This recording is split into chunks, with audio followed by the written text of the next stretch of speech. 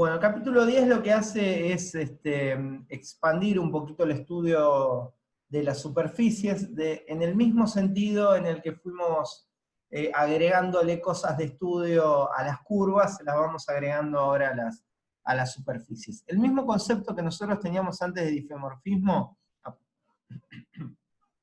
aplicado a las curvas es lo que aplicamos ahora hacia las superficies. Una función va a ser un difeomorfismo, igual que antes, le vamos a pedir que sea biyectivo, así que la función sea biyectiva, y que sea derivable con continuidad, es decir, que sea de clase C1. ¿Cuál es la diferencia entre el difeomorfismo entre curvas y el difeomorfismo entre superficies? Bueno, que cuando nosotros esto lo hacíamos en una curva, a ver, me habilitó una virome, nosotros teníamos una parametrización f de t, que estaba definida de R en R3 por lo general, bueno, en Rn, si lo queremos generalizar, pero en R3 estuvimos trabajando. Y después teníamos otra parametrización, G de U, por ejemplo, que también tenía que estar definida de R en R3. ¿Y qué era lo que hacía el difeomorfismo? El difeomorfismo conectaba los dos dominios, este era el difeomorfismo θ, entonces estaba definido de R en R. Era una función escalar el difeomorfismo. Bueno, ahora, como nosotros estamos trabajando en superficies, y las superficies tienen dos parámetros, mi parametrización va a ser una f de v, y, pésimo el pulso, espero que se esté entendiendo, va de R2 en R3, y yo voy a obtener una parametrización equivalente, que va a ser una G de, digamos, RS, que va a ir también de R2 en R3, entonces el difeomorfismo me va a tener que conectar los dos dominios, y ya no va a ser de R en R una función escalar, sino que se transforma en una función, como dice acá, de R2 en R2.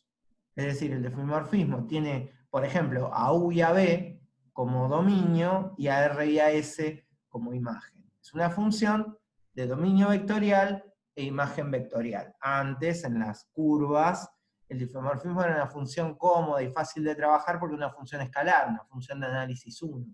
Ahora se transforma en una función que va de R2 en R2. Es decir, que transforma un subespacio vectorial de R2, que podría ser tranquilamente todo R2, en otro subespacio vectorial de R2. Es básicamente una transformación lineal de cambio de base. Bueno, borro todo esto y vamos a la teoría prolija. Bien, entonces, como decía, el difeomorfismo le pedimos que sea biyectivo, le pedimos que sea de clase C1 y que es una función definida de R2 en R2. Entonces, esto explica básicamente el esquema un poco más prolijo de lo que estaba haciendo recién. Yo tengo una función, a ver, me vuelvo a habilitar la virome, una superficie S acá, que está parametrizada por la función f, que su dominio está acá en U y en B.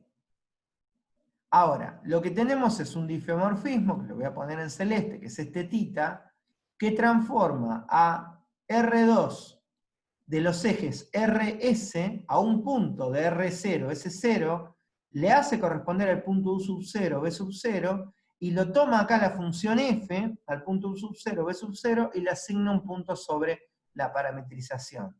Si yo compongo a la función f en rojo con el difeomorfismo en azul, obtengo una nueva función f-monio, que es f compuesto con θ, que va derecho desde el dominio RS hasta el mismo punto de la superficie. Es decir, estamos trabajando sobre la misma superficie, pero me permite cambiar los parámetros de la parametrización. F tiene por parámetros de parametrización a U y a B, y cuando le aplico el difeomorfismo θ, pasa a ser una f-monio con dominio de parametrización RS. Cambia la estructura del dominio, ¿sí? Cambia los parámetros donde vale el dominio, porque acá, a ver, U y B podría ser todo R2, y RS podría ser, no sé, el intervalo que va para R de menos 1 a 1 y para S de 0 a 14. Entonces podríamos modificar la estructura de R2. Bueno, si f es una función f de u y b, está formada por, esta f que está acá, está formada por una f sub 1 de u y de b, una f sub 2 de u y de b y una f sub 3 de u y de b. Y f monio de rs tiene que estar formada por una f1 de rs, una f2 de rs, una f3 de rs. Es básicamente lo que nosotros tenemos expresado acá. F de rs tiene f monio de rs, acá le falta el monio. Esperen que en amarillo no se ve, me parece.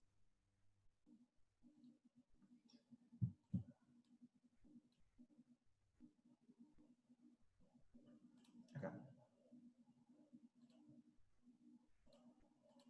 Esta f monio de rs, acá, se obtiene haciendo f, esta no es monio, esta f es la f roja, siendo compuesto con el difeomorfismo θ. Θ sí tiene como dominio rs.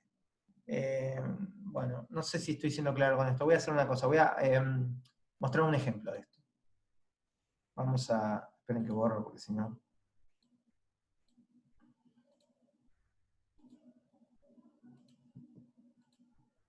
Okay. Vamos a borrar todo esto. Vamos a armar una parametrización arbitraria, f de v, que sea, por ejemplo, u, b más u, y u cuadrado menos b. ¿Sí?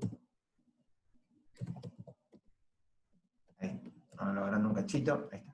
Esta es la parametrización. Si es una parametrización arbitraria, es una superficie que no sé qué es, después si quieren lo dibujamos, pero es algo arbitrario. Ahora, voy a establecer un difeomorfismo.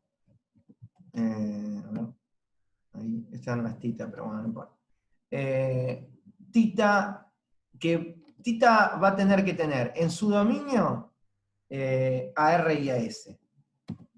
Y su imagen va a tener que ser V. ¿Sí? Es decir, U, que es la primera componente, tiene que ser función de R y de S. Por ejemplo, U podría ser R más S. Y B tiene que ser función de R y de S. Entonces podría ser, por ejemplo, R cuadrado. Entonces, ¿cómo hago para obtener mi F moño? No sé cómo poner el moño acá, a ver.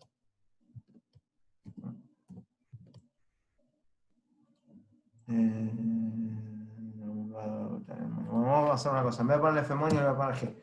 ¿Cómo hago para obtener mi G que sea de R y de S de parámetro? Bueno, esto va a tener que ser F compuesto con θ de R y de S. Entonces tengo que venir hacia la función original, que es F, y en lugar de poner a U, voy a tener que poner a U como función de R y de S, es decir, poner este U. Esto que está acá, tiene esta igualación, a ver, lo voy a escribir así. Esto tiene que ser V. Entonces, en lugar de poner U, voy a poner R más S. Es decir, estoy haciendo una composición, ¿sí? En lugar de poner B, tengo que poner R cuadrado. En lugar de poner U, tengo que poner R más S. Acá me va a quedar R más S cuadrado. Y en lugar de poner B, tendré que poner R cuadrado. Esto, por supuesto, que nosotros lo podemos ajustar algebraicamente, pero fíjense que lo que hice fue obtener una parametrización alternativa que tiene ahora como parámetros a R y a S. Esta es mi parametrización que acá en el apunte llamamos F moño. Lo que voy a hacer ahora es irme a GeoGebra y dibujar esto, y después dibujar esto. Y van a ver que estamos hablando de la misma parametrización obtenida mediante la misma superficie obtenida mediante dos parametrizaciones. Es lo que se llaman parametrizaciones equivalentes. Vamos hacia acá, vamos a apagar todo esto porque es del ejemplo anterior. Voy a abrir uno nuevo.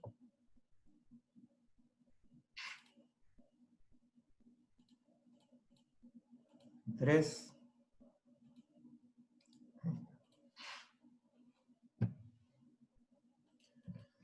Bueno, entonces, comando superficie, vamos a llamar F primero a la primera parametrización. Comando superficie, expresión. Las expresiones que le tengo que poner son estas. Quiero parametrizar esto, ¿sí? Bueno, en X,